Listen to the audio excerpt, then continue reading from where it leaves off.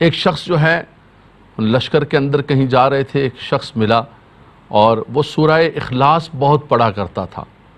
نبی صلی اللہ علیہ وسلم نے فرمایا کہ اسے پوچھو کہ سورہ اخلاص کیوں پڑھتے ہو اتنی زیادہ؟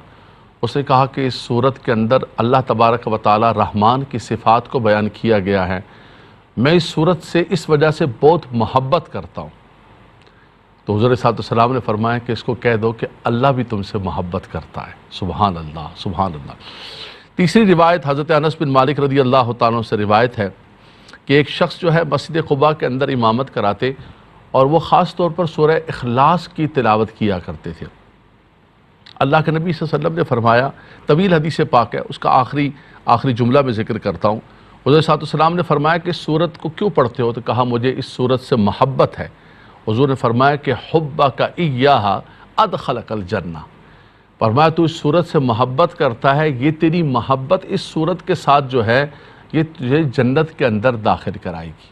تو اس سورت کو پڑھنا، تہائی قرآن کو پڑھنا ہے، اس سے محبت کرنا، چونکہ اس میں اللہ تبارک و تعالیٰ کی صفت احدیت و صمدیت کو بیان کیا گیا ہے، اللہ تبارک و تعالیٰ کی وحدانیت کو، توحید کو بیان کیا گیا ہے۔ اس اعتبار سے اس سے محبت کرنا گویا کہ رب تبارک و تعالیٰ سے محبت کرنا ہے، اور رب تبارک و تعالیٰ بھی اس سے محبت فرماتا ہے۔ بخاری شریف کی حدیث پاک ہے، سیدنا ابو ہریرہ رضی اللہ تعالیٰ عنہ روایت فرماتے ہیں، فرمایا کہ ابن آدم نے میری تکذیب کی، فرمایا اس کی تکذیب یہ ہے کہ اس نے یہ بات کہی کہ مرنے کے بعد اللہ تبارک و تعالیٰ کیسے زندہ کرے گا، حالانکہ جس نے پہلے بغیر سانچے کے، بغیر کسی نمونے کے پیدا کیا، وہ دوبارہ زندہ کرے گا۔ انہوں نے کہا کہ یحیی العظام وہی رمیم، من یحیی العظام وہی رمیم، کون زندہ کرے گا جب ہڈیاں گل سڑ جائیں؟ فرمایا کہ وہی زندہ کرے گا، انشأہا اول مرہ، جس نے پہلی مرتبہ پیدا کیا ہے وہی دوسری مرتبہ پیدا کرے گا۔ گویا کہ اس نے اللہ تبارک و تعالیٰ کی تکذیب، اللہ تبارک و تعالیٰ کی اس طرح کی کہ اس کی قدرت کا انکار کیا کہ وہ زندہ کرنے والا ہے۔ اللہ اکبر۔ وہ انسانوں کو بھی زندہ کرتا ہے، وہ زمین کو چیر کے ان اللہ فالق الحب والنوا، اس میں سے جو ہے وہ پودوں کو نکالتا ہے۔ فرمایا ابن آدم نے مجھے گالی دی، حالانکہ اس کے لیے جائز نہیں تھا۔ فرمایا اس کا گالی دینا یہ ہے کہ اس نے میرے لیے اولاد کا کہا کہ اللہ کی اولاد ہے۔ مختلف دنیا کے اندر مختلف مذاہب نے مختلف باتیں کہیں، کسی نے کہا، مجوسیوں نے کہا کہ اللہ تبارک و تعالیٰ دو ہیں، خیر کا رب اور ہے اور شر کا رب اور ہے۔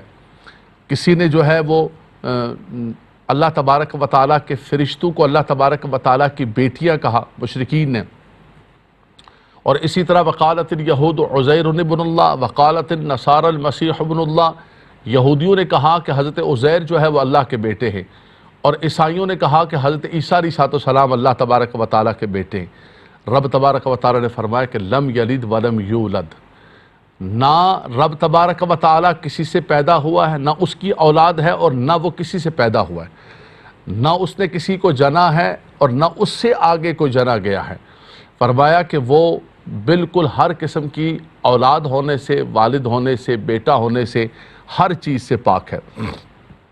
فرمایا لو کان فیہما آلہۃ الا اللہ لفسدتا، اگر ایک سے زائد خدا ہوتے، اور انہوں نے کہا کہ اللہ کا بیٹا ہے، یہ بھی خدا ہے، یہ بھی خدا ہے، یہ بھی خدا ہے، تو یہ تو شریک کاروبار نظام کے اندر اللہ تبارک و تعالیٰ کے شریک ہو گیا، یہ بھی الہ بن گئے۔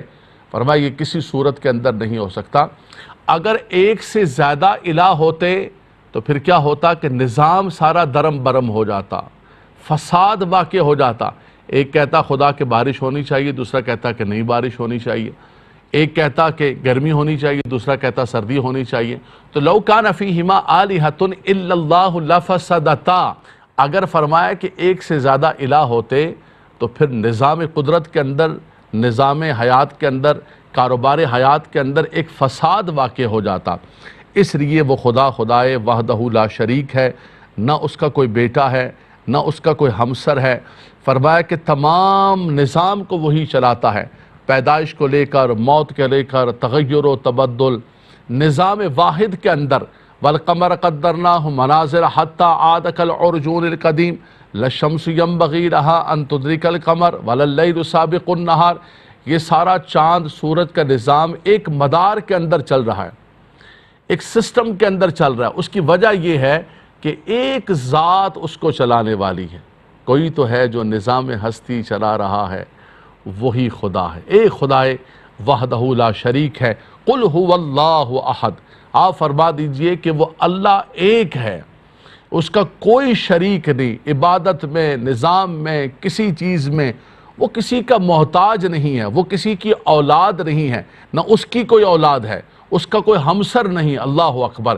اس سورت کے اندر پوری توحید کو، ساری کی ساری توحید کو گویا کہ جمع کر دیا ہے۔